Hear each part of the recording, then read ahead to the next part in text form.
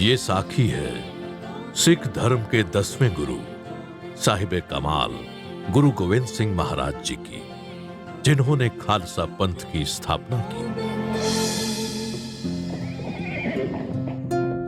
यह बात है अगस्त सन 1665 की, जब सिख धर्म के 9वें गुरु गुरु तेग बहादुर जी धर्म और मानवता का प्रचार करने के लिए श्री आनंदपुर साहिब पंजाब से पूर्वी भारत की ओर एक लंबी यात्रा के लिए निकले थे। गुरु साहब अपनी माता नानकी जी, धर्मपत्नी माता गुजरी जी और उनके भाई श्री कृपाल चंद जी के साथ मथुरा, कानपुर, बनारस होते हुए मई 1666 में पटना पहुंचे।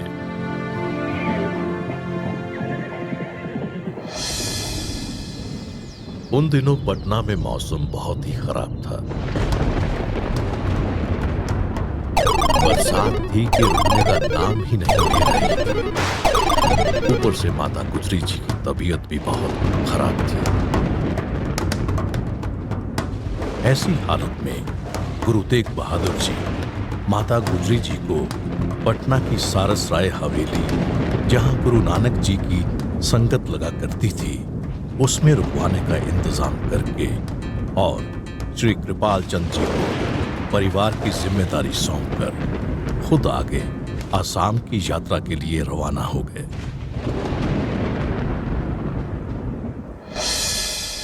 पोह सुधी सप्तमी विक्रम संवत 1723 को पटना की मुबारक धरती पर कलगीधर दशम पिता गुरु गोविंद सिंह जी महाराज जी का प्रकाश हुआ। उनका नाम गोविंद राय रखा गया।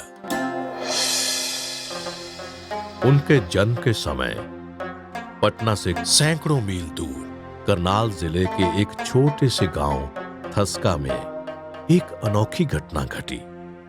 जब नमाज के समय सभी मुसलमान मक्का की ओर सजदा कर रहे थे, तभी एक फकीर मक्का की तरफ पीठ करके पूर्व दिशा में सजदा करने लगे।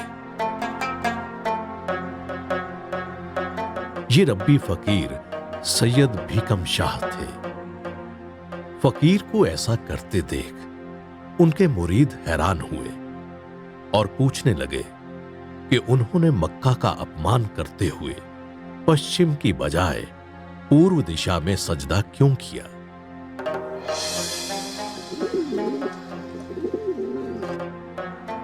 पीर भीकम शाह ने अपने मुरीदों से कहा कि अभी अभी उन्हें पूर्व दिशा की ओर से आकाश में एक दिव्य प्रकाश का एहसास हुआ है।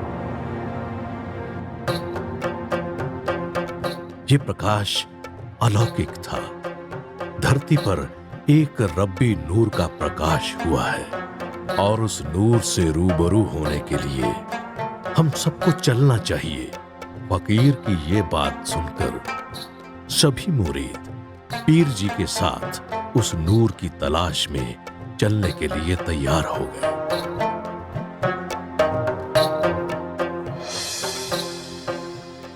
लगभग 2 महीने का लंबा और कठिन सफर तय करने के बाद पीर भीकम शाह अपने मुरीदों के साथ पटना पहुंचे।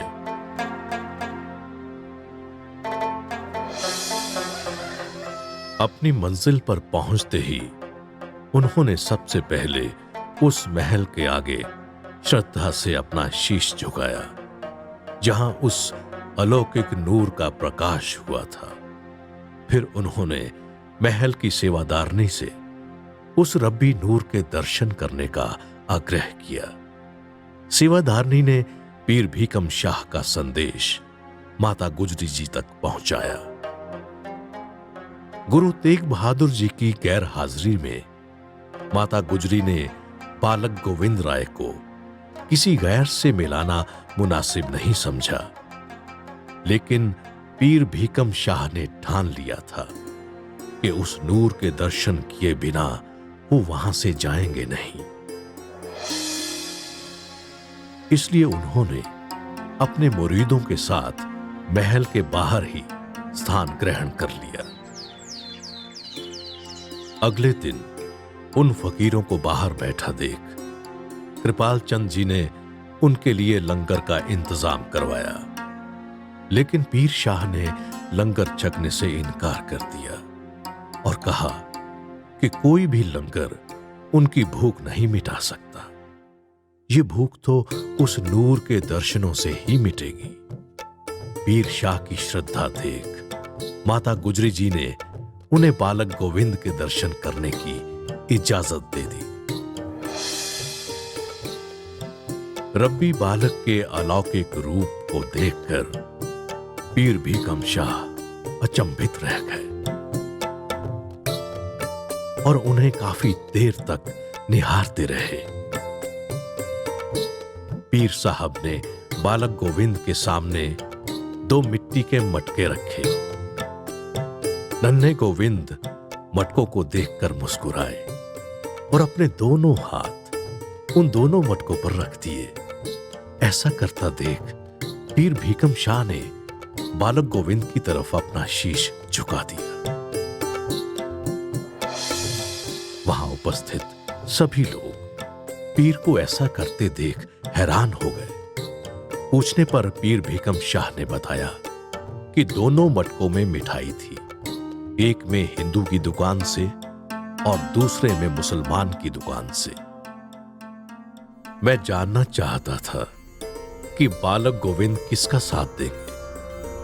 उन्होंने दोनों मटकों पर हाथ रखकर यह बताया कि उन्हें हिंदू और मुसलमान दोनों ही प्यारे हैं, इसलिए वो हिंदू और मुसलमान दोनों का साथ देंगे। यही रब्बी नूर आगे चलकर सृष्टि के सबसे बड़े नायक सरबंसदानी दशम पिता गुरु गोविंद सिंह जी महाराज बने। उस जगह जहां गुरु जी का प्रकाश हुआ, आज उसको तख्त श्री हरमंदर जी पटना साहिब के नाम से जाना जाता है, जो सिख धर्म के 5 तख्तों में से एक है।